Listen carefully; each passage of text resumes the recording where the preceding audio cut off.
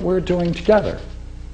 We're giving a discourse, which means every point we can go over together, you can follow along with it, you can come to the same conclusion as the speaker, and you're not being told, you're brought together in a discourse. Therefore, the whole thing is intelligible.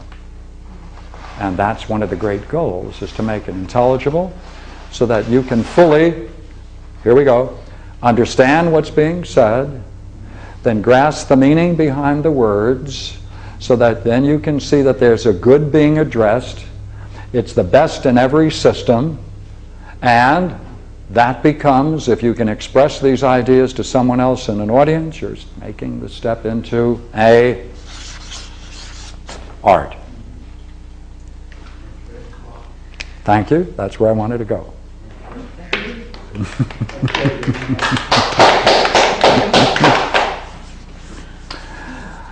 Now we can go, can we? Yeah. I'll take more questions, but I can go somewhere else with it in a few minutes. Oh, tragedy and comedy. Oh, we can do it. If there aren't, I just kind of like to do that myself. Oh, okay. Yeah. Yeah, I would like to make a point about belief. Some people stop at belief, and they're satisfied with that, and they never go beyond. You're absolutely right. That's where we were going. Yeah. That's where, as a matter of fact, exactly where I was going. I have a question. Sure. The one thing that I'm kind of bewildered over is that I understood this concept. I was thinking of many different things besides just spiritual study and doctors yes. and applying Oh, it, yes. and it does kind of Oh, work, yeah. just like the shepherd and Yes. the captain. That's right. But one thing that wasn't mentioned, and with this sort of Mhm. ultimate reality and the beauty Mhm, and the mhm. radiance of the mind, then there was nothing about then, or even here, of really, and when you had the three Mhm. caricatures, you know, Mhm. there was nothing about, and you said that they were discussing their own art, there was nothing about passing that on. Oh, you're so right. That's so right. Remember, we were looking for the object? Yeah. We were looking for the Right. object of Yeah. this. If there's a philosopher, must there be an object? Right. What do you think that And the object is going to be then? This, The student. right. It must then be passed on. Yeah. That's The right. student becomes a philosopher. Yeah, and you said that. And that then becomes a that's the transmission. art. But then, Yeah. at that point, I'm assuming then it continues and it goes Yes. on and on Yes. and on Yes. and on. Yeah. Okay. This was called the diadoche in Greek, which is, it's a succession like there is in Buddhism, Right. a dharma succession, and that went on Yeah. for 1,000 years until, of course, it was closed down by Justinian at 529 AD. It was all closed down, no more Okay. public Because maybe it's exploration just philosophy. semantics, but when I heard you say about this radiance and the mind and this Uh-huh. gentleman said ecstasy, Yeah. I thought, well, does it stop there? Oh no, it doesn't stop here. It Never couldn't. Oh no, oh no, oh no, no. There's a step that goes beyond this. Right. And there's, I think you're talking about the symposium talks about that transmission and the offspring. Mhm. No, no. Oh, we're on now belief and knowledge. Now, each one of these has its sham appearance, necessarily. Each one has a sham, all right?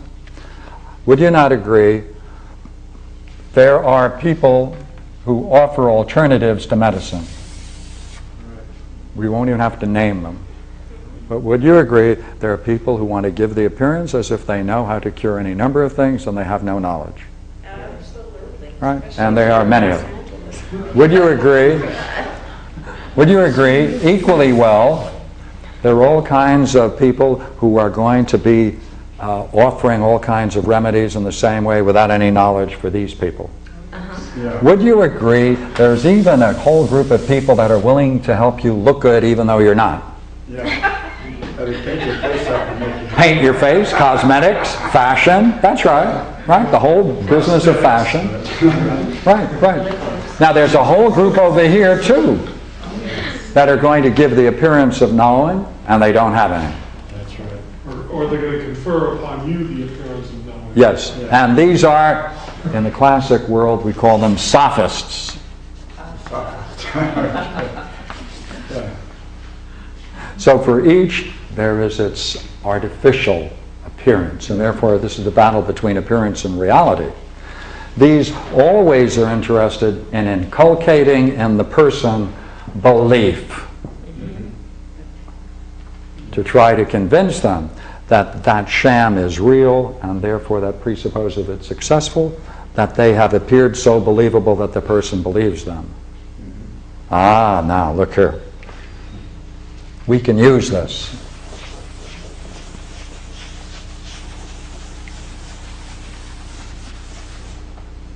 Under the principle that the Greeks were great, really great lovers of sport and play, that gives us the right to have a slight digression. And let's call it similar to the satyr plays in the Greek world. They had plays, of course, and they were in trilogies. And the people would sit down for 3 plays in one day. But between the second and the third play, they'd introduce a satyr play, a little fun. And they were often a variety of satyr plays, always showed some kind of sexuality or humor. And therefore, we are going to look at the relationship between tragedy and comedy. All right? Well, Valentine's Day. A little. What day is that, by the way? Tomorrow. Okay. I got to keep that in my head for reasons which I'm sure you know. Now look here. If the shepherd is to his sheep as a ruler is to his subjects, all we have to do is focus not on similar relations, but same, and have a lot of fun. Right? And we can introduce a story, and we can have a lot of fun with it. Because if you expand these terms, then you can then add a story to it, and that story to it generates a natural allegory. That's how allegories are generated out of analogies. Like, as an example, right? A physician, to function as well as he does, needs a nurse who's going to control certain things. He's going to have an office, right? He's going to have a certain kind, obviously a certain kind of knowledge, and he's going to obviously have patience, right? He must not only medicine, but he must also know the states of mind of his patients. By the way, if someone is a shepherd or a captain of a ship, is it not likely he might use something that functions in a similar way to a physician? A shepherd may use a sheepdog. Right. And he may not have an office, but he can have a tent as he moves around. He must have a certain kind of knowledge and a certain bunch of things called sheep. Right. A shepherd, therefore, functioning in this way. Now, what we say about one, we can equally say about the other. So let's shift here. Now, if you want to generate a comedy, you go for same, all right? You take the part that is known